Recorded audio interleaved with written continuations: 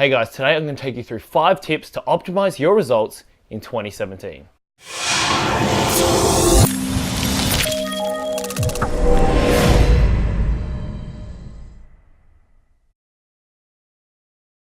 Number 1 is lift weights before doing cardio. Every time I see beginners come into the gym, I often see them jump straight onto the cardio machines, go as long as they can, as hard as they can till they're tired, wander over into the gym, do a little bit of weights and leave. What you want to do is start with weights, start with strength training, because the goal of that is to lift as much weight as possible and do as much volume as possible. That's what's going to shape, tone, and build your body. You want to do this when you're fresh. That means with as much energy as possible, because that energy is going to go towards lifting heavy, lifting more weight, making sure you're using proper form.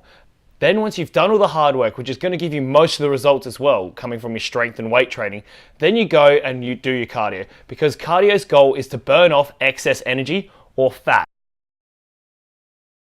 Number 2, start with compound exercises, then move to isolation. So compound exercises, if you're not familiar with them, are simply exercises which utilize more than one muscle in a given movement or exercise. So for example, you've got push-ups, you've got pull-ups, you've got bench press, you've got squat, you've got deadlifts. All these kind of movements utilize more than one muscle. For example, on a bench press or a push-up, you're pushing with your chest, your shoulders, and your tricep, using 3 muscle groups in the one movement. Compare that to, say, a bicep curl or a tricep extension, where you're using just one muscle group. Using exercises that allow you to work more than one muscle in each exercise means that you can work more and bigger muscle groups, leading to more muscle growth, more calories burned, and a bigger elevation in your metabolism, which is going to work with any goal you have. The key is using as many muscles as possible within each exercise in every single session. Number 3 is to use supersets or circuits. Now, a superset is simply performing 2 exercises back to back. So for example, a push-up with a pull-up, and a circuit is just incorporating 3 or more exercises. So you could do the push-up, the pull-up, and a sit-up in one. Now the reason these are better is because ideally you want to superset opposing muscle groups. It allows you to get more work done in a given session, and it allows one muscle group to rest while the other one does the work. So for example, with the push-up and a pull-up, your chest, shoulders, and tricep are going to be working during the push-up. Then when you move on to the pull-up, you're then going to be using your back, your lats, your rhomboids, and your biceps to pull yourself up, giving your chest, shoulders, and tricep time to rest. So you can continually work while still letting a muscle group rest. This is just going to be more time efficient and more optimal, as you're going to get more work done in your given gym session. So you'd go do your push-up, you'd do your pull-up, have a quick rest, and go straight back in it. If you're able, just go back and forth between them really quickly would be ideal. Now you can do this with all exercises and get a bit of a circuit set up. It's what I do with most of my clients to get the most work done in a quick little half-an-hour session. Well, ideally, you could do something, say, bench press, lat pull down, and a squat in one. So that way you're going to cover all bases. You're going to get your chest, all the pushing movements done with your chest, pulling movements done with your back, and all your legs and core worked on a squat. So supersets and circuits are key to getting the most done in the shortest amount of time. And see, most people say they're generally time poor as their biggest excuse for not exercising. Make friends with supersets and circuits. It's also a great way to get your cardiovascular fitness up without having to do any of that boring, mundane cardio.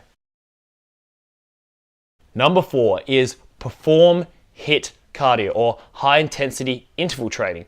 Now this simply just means performing a really intense, vigorous bout of exercise followed by a work period. So for example, you could jump on the bike and do a sprint. Go as hard as you can for 30 seconds and then rest for 90 seconds. You want to focus with about a 3-to-1 rest to work ratio, meaning if I work for 30 seconds, I rest for 90 seconds. If I work for 20 seconds, I rest for 1 minute. Now the reason this is too many people often just do a 1-to-1 ratio, and there's no way you can keep up a high enough intensity by doing just 30 seconds on, 30 seconds off. The key is making sure you hit a really high heart rate and spiking adrenaline with high intensity interval training. So the goal is to make sure you're fully recovered before you do another bout of exercise. So my personal favorite is the 30 seconds on, 90 seconds off. It makes it a nice 2-minute bout each time.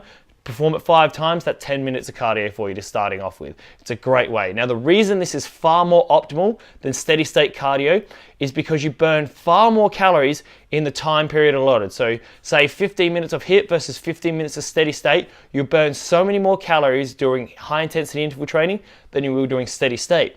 But not only that, you'll burn more calories after the actual workout and increase your metabolism because the amount of damage you do, because high intensity interval training resembles weight training slightly, working as hard as you can, you work at a higher intensity, you work your fast twitch muscle fibers, it causes a lot of damage that you have to recover from.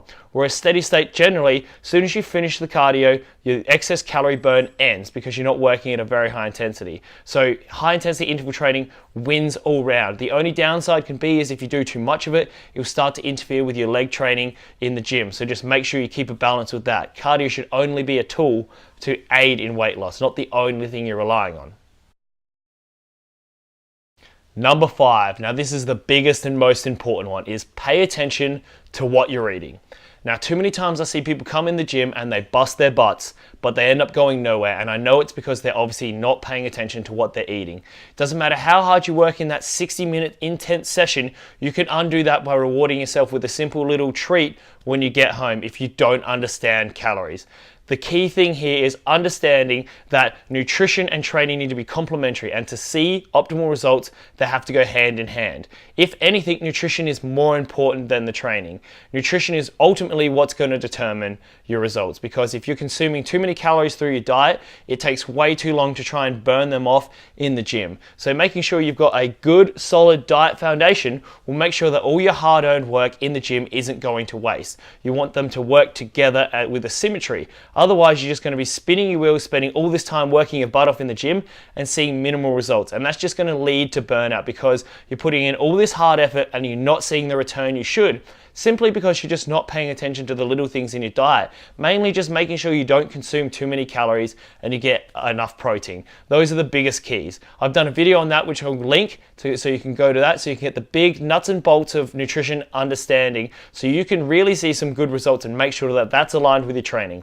So I really hope these 5 tips were really helpful for you guys. If they were, please like and share. It'd be a great help to me. If you need any more help, comment below or contact me. I'll be happy to do more videos or help you out with any information you need. So until my next video, I'll catch you then, and have a good one, guys.